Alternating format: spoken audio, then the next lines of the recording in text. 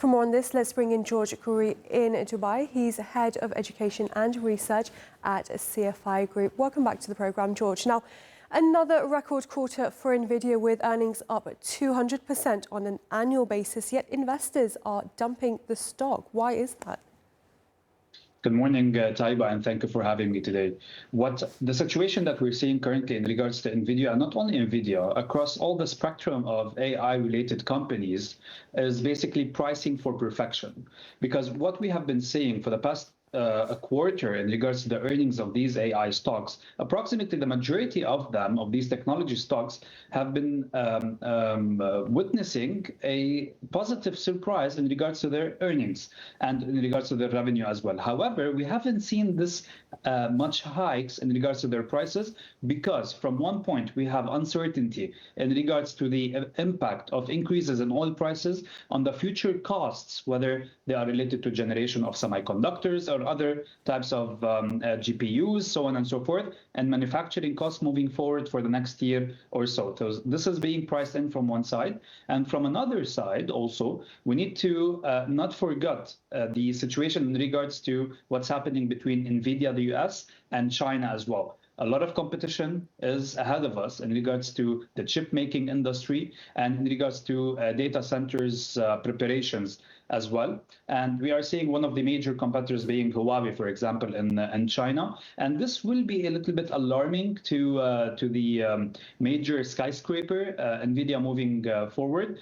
And at the same time, the markets for the past 2 years approximately are pricing extremely high expectations in regards to earnings, which means the closer we get towards the earnings expectations, the worse the situation will get. And this is what we will be monitoring for the next year or two, to be specific, because when we see potential earnings dropping in growth gradually, regardless if they come in positive surprise, but if they come in decreasing growth in regards to expectation, in regards to earnings, it means that the potential of the activity in regards to the AI spectrum will start to decrease gradually, which is going to happen at the end of the day. And this is where we might see decreases in the stock prices eventually of these skyscrapers.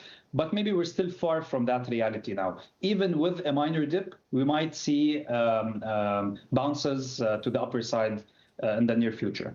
And China remains a major question for the company. CEO Jensen Huang says it's largely conceded the market to Huawei amid export restrictions. How big of a loss is the Chinese market to Nvidia? We shouldn't forget, Taiba, that the Chinese market was concentrated to around 25% of the revenue generated of Nvidia around 4 or 5 years ago. Now, regardless of the immense revenues and immense activity that Nvidia has been doing in the European area and other Asian countries, and at the same time in the Americas, to be specific, however, competition is rising. So basically, the issue in regards to not being able to coordinate with China in general in regards to the H20 or other Blackwell GPUs as well is basically not related to the current negative impact in regards to the revenue. It's about the future impact that we will be seeing moving forward. Because as long as the Chinese market is able to digest even more semiconductors from their perspective and manufacture more local related products, it means the competition will increase gradually. If not in the next year or two, eventually they will be able to compete with Nvidia and their services. And this is what's worrying in the markets in regards to Nvidia and other AI-related companies.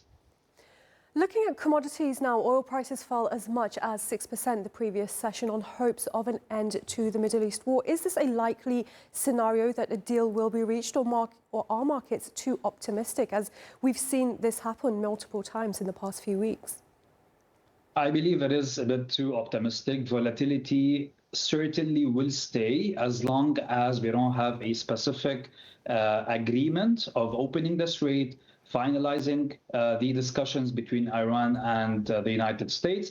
And we've seen this pattern, Taiba, for the past, I believe, 2 months approximately. It was on and forth negotiations one headline pulling the oil prices higher, another headline pushing the oil prices lower, and we're going to keep on seeing this movement and this volatility at least until we have a straight and clear vision in regards to what's going to happen to the turbulences that are happening in the Middle East in specific. However, there is something that I would like to highlight here in specific. Once we have the resolution of the current turbulences that we are having, yes, we might see drops in oil prices and energy prices overall and some optimism in the market, but this doesn't mean that the drop is a new direction. It doesn't mean that prices will keep on dropping, because at the end of the day, even if the war ends tomorrow or today, the energy facilities in the GCC area in specific need around at least 4 months up to 1 year to be able to go back on the same track of production, or at least close to 80% of the production that we have seen before. So we already have a lot of disruptions in regards to the energy market from one side, as far as it goes to supply. And also, we don't want to forget the situation that happened between the United Arab Emirates and the OPEC Plus organization. This also will have implications moving forward on the energy market in specific. So I wouldn't say a clear direction and stability in the direction will occur. We would be looking maybe at a range of $90 to $105 per barrel approximately, if the situation is resolved in the near future. However, if it is prolonged even more, then the uncertainty is going to be even much bigger. Implications of inflation are going to be much bigger. And I hope we don't reach that point. George Khoury in Dubai, great to have your thoughts. Thank you.